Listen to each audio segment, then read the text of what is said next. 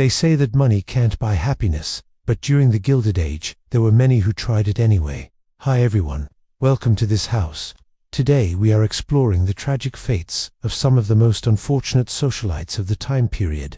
Make sure to hit that subscribe button so you never miss an exciting episode. While the Gilded Age was a time of great prosperity for many Americans, it was also a period marked by an extreme disparity between the super wealthy and the impoverished masses. However, perhaps even more unfortunate than those living in abject poverty were the beautiful debutantes and intelligent young women of high society, who had everything they could ever want, or so it would seem. But behind the facades of their fine clothing and luxurious lifestyles lay a darker reality.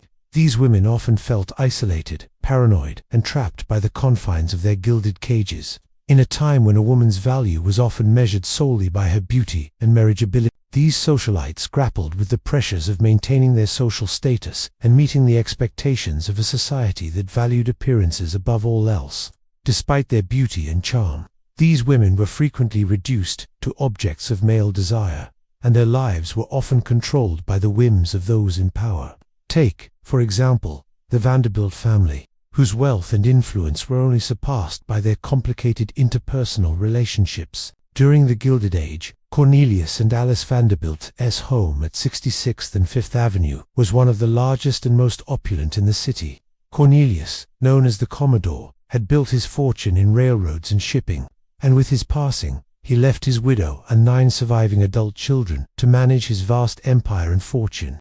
While Cornelius' will stipulated that his widow should receive half of his estate and that the other half should be divided equally among the children, a provision that would ensure Alice's comfortable life, his children were expected to work hard to maintain their father's business interests. But despite their best efforts, the Vanderbilt children found themselves entangled in a web of lawsuits and financial disputes as they struggled to hold on to their family's wealth and protect their father's legacy. With each passing year, the family's fortune dwindled, and the pressure mounted on Alice and her children to find a way out of their financial quagmire. As the Vanderbilt family's situation grew increasingly desperate, Alice began to turn to her children for help. Relying on them to save the family's fortune and restore their reputation, she saw their marriages as a means to secure the family's future and began to actively seek out advantageous matches for her daughters. With their father gone and their family's fortune in jeopardy, the Vanderbilt daughters knew that they had to do everything they could to help their mother and secure the family's future. They entered into strategic marriages with wealthy suitors, hoping to restore their family's financial stability and maintain their place in high society. However, the marriages did not come without personal sacrifices, as the sisters had to give up their freedom and independence in order to fulfill their duty to their family.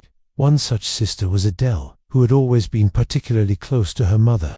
When Adele was born, Alice was already a widow, having lost Cornelius Jr. just a few years earlier. Devoted to her youngest daughter, Alice lavished her with love and attention, determined to give her the happy childhood that Cornelius Jr. had been denied.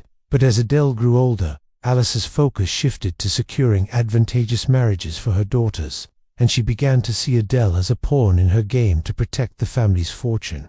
Despite the pressure to marry, Adele remained defiant, refusing to settle for a loveless marriage simply to maintain her family's social status. Instead, she longed for a love-based relationship that was free from the constraints of societal expectations. However, as the family's financial troubles mounted, Adele began to understand the importance of her mother's schemes and the impact that her refusal to cooperate would have on her family. Torn between her desire for love and freedom and her duty to her family, Adele found herself at a crossroads, unsure of what to do next. Her story is one of the many that reveal the human cost of the Gilded Age, a time when the pursuit of wealth and power often came at the expense of personal happiness and fulfillment. Another unfortunate socialite of the time was Evelyn Nesbit, the so-called toast of the town during the Gilded Age. Born into wealth and beauty, she was the darling of New York's high society, charming and witty with a disarming smile. But behind her dazzling facade, Evelyn harbored a deep sadness that no amount of money or social status could alleviate. Her marriage to millionaire Edward Ned Mowen was the talk of the town, seen as a match made in heaven between two of the wealthiest and most eligible members of society. But the reality of their union was far from the fairy tale depicted in the newspapers. Ned was a controlling and possessive husband who sought to isolate Evelyn from her friends and family, keeping her under his thumb at all times. Meanwhile, Evelyn's own feelings of entrapment and despair grew, leading her to seek solace in extramarital affairs. However, these liaisons only added to her misery, as she was unable to escape the suffocating grip of her husband's wealth and influence. As the pressure mounted, Evelyn's mental state deteriorated, leading to a nervous breakdown. Unable to cope with the demands of her gilded cage, she attempted to take her own life, a desperate cry for help that shocked the nation. Although she survived the attempt, her reputation was tarnished and she was shunned by society, becoming a cautionary tale of the dangers of wealth and privilege. Her story serves as a reminder that even those who have everything to live for can still find themselves trapped by the gilded bars of their circumstances. Meanwhile, another prominent socialite of the time was Alva Vanderbilt, a woman who was determined to make a name for herself and break free from the confines of her privileged life. Born into a wealthy family, Alva had always been considered a bit of an outsider. When she married William K. Vanderbilt, a member of the old money set, she found herself even more marginalized, labeled a nobody trying to become somebody. But Alva was not one to be ignored. With her sights set on making a grand entrance into high society, she spared no expense, hosting lavish parties and galas that drew the attention of the elite. However, not everyone was impressed by Alva's brash and unconventional ways. She was mocked and ridiculed by society, who questioned her motives and judged her every move. But Alva was undeterred. She continued to push the boundaries of what was considered proper, shocking the establishment with her bold fashion choices and her willingness to mix with people from all walks of life. Despite the criticism, Alva became a force to be reckoned with, using her wealth and influence to champion causes she believed in and to help those less fortunate than herself. In doing so, she earned the respect and admiration of many, proving that she was more than just a nobody trying to become somebody.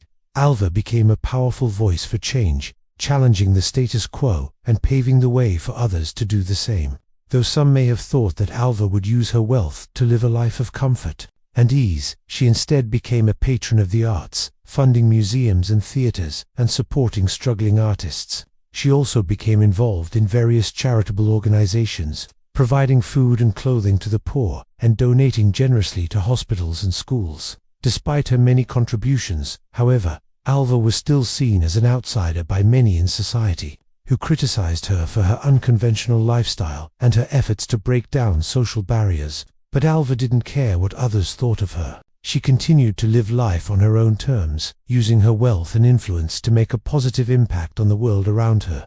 In doing so, she became a role model for other wealthy women, showing them that they could use their privilege to make a difference. As the Gilded Age drew to a close, so did the lives of these tragic socialites. Many of them died young, either through their own hands or from diseases that were common at the time. Their stories serve as a reminder that even those who had everything to live for could find themselves trapped by the gilded bars of their circumstances. And while their names may have been forgotten by history, their stories continue to resonate with us today. Thank you all for watching. I really hope that you enjoyed this video. Make sure to hit that subscribe button so you never miss an exciting episode. Until then, I'll see you next time.